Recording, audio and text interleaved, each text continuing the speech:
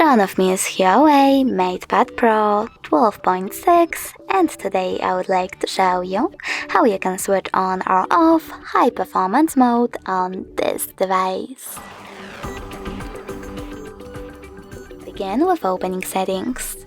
After that, you need to scroll down and click on battery section. Now click on this switcher next to performance mode. And as you can see, after that, higher performance is now on.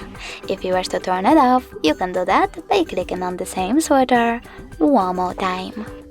Thanks so much for watching. If you enjoyed this video, leave a like, comment, and definitely subscribe. Bye!